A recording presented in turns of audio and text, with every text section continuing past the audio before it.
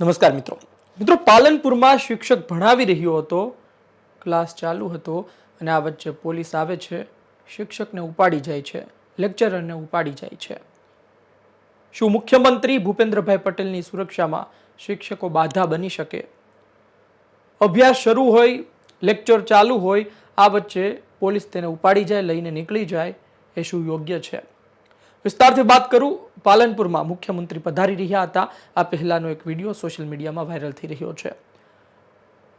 શિક્ષકે પોતે ભણાવી રહ્યા હતા, આ વચ્ચે પોલીસ આવે છે, તેમની સાથે વાત કરે છે અને ત્યારબાદ તેને લઈને જતી રહે છે.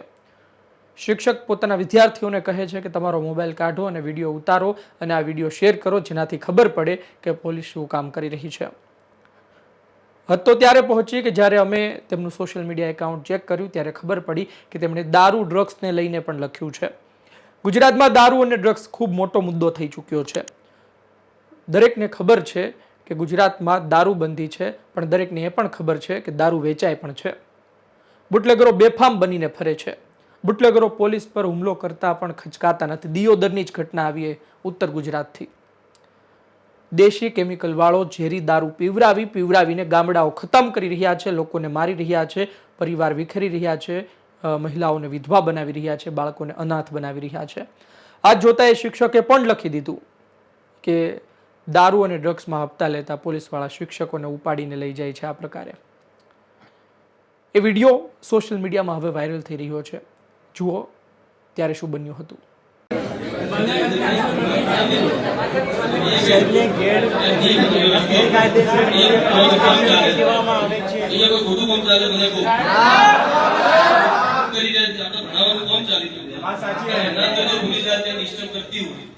પોલીસની જોખમી અને ચલાવી લેવાની બરોબર બોર્ડ ચાલુ છે. એમની ક્લાસમાં કોઈ સ્ટેન્ડ છોકરા બધા વિડીયો બનાવી રહ્યા છે. આ ખોટું ચાલી રહ્યું છે, ખોટું થઈ રહ્યું છે. એમને કહ્યું તો નથી કરવું પોલીસ ખોટું કરી દીધું કે ફેસબુક લાઈવ શેર કરી દેજો, અગર શેર કરી દેજો અમે તમારા સાથે છીએ સાહેબ.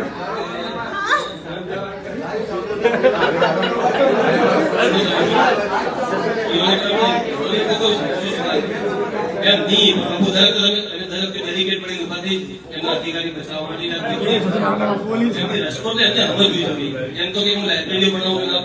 વિદ્યાર્થી માટે કોમ કરું છું. આ વિદ્યાર્થી માટે કોમ કરે, વિદ્યાર્થી તો ભવિષ્ય બગાડી રહ્યા છે.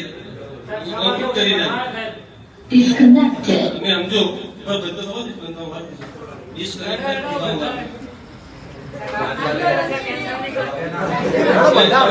તમે લોકો અહીંયા બેસજો, હું પાછો આવું છું.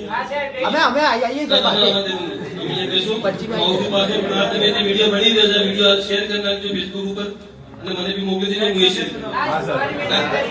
પોલીસ આપણી યાત્રા ખોટું કરી રહી છે, અધિકારીઓ ખોટું કરી રહ્યા છે અને માછી ડેલિકેટ ઉભું કરી દોસ્તારોનો દુરુપયોગ કરી રહ્યા છે. અંદર બેસો આવો શિવમ જોતી ના લગા શૂટિંગ ચાલુ આવ્યો, વિડીયો પણ મોકલો. કારણ કે પોલીસ તમને લઈ ગયા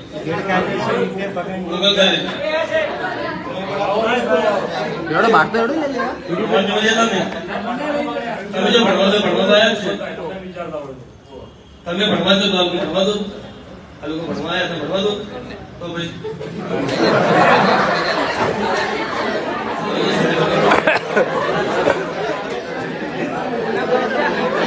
હવે સાંભળ્યું કે શું વાત કરવામાં આવી, શું જવાબ આપવામાં આવ્યો. 100% આપણે માનીએ છીએ કે મુખ્યમંત્રીની સુરક્ષા ખૂબ જ મહત્વની છે.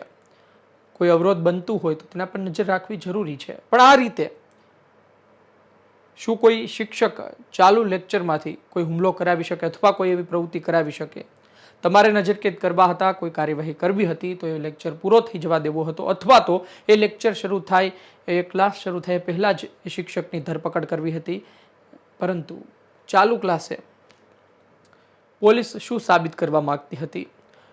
કોઈ જાગૃત શિક્ષક હોય, ખુલીને બોલતો હોય તો તેને તેના વિદ્યાર્થીઓ સામે જ ઉપાડીને લઈ જવાનો એ સાબિત કરવા માંગતી હતી? કે પછી એ સાબિત કરવા માંગતી હતી કે આ દેશના શિક્ષકોથી પણ મુખ્યમંત્રીને ડર છે, આ ગુજરાતના શિક્ષકોથી પણ મુખ્યમંત્રીને ડર છે? આમ તો આપણે ત્યાં લખાયું છે ચાણક્યજીએ, શિક્ષક કભી સાધારણ નહીં હોતા, પ્રલય और निर्माण उसके गोद में पलते हैं. કદાચ આ જ વિચારીને હવે શિક્ષકો ઉપર પણ કાર્યવાહી કરવામાં આવી રહી છે. જાગૃત શિક્ષકો ઉપર આ ખાસ મહત્વનું છે. ખેર વિડીયો વાયરલ થઈ રહ્યો હતો, લાગ્યું આપની સાથે ચર્ચા કરવી જોઈએ, વાત કરવી જોઈએ. આપનું શું કહેવું છે કોમેન્ટ બોક્સમાં જરૂરથી જણાવજો. આ વિડીયો પસંદ આવ્યો, માહિતી પસંદ આવી હોય, લાઈક કરજો, શેર કરજો. ધન્યવાદ.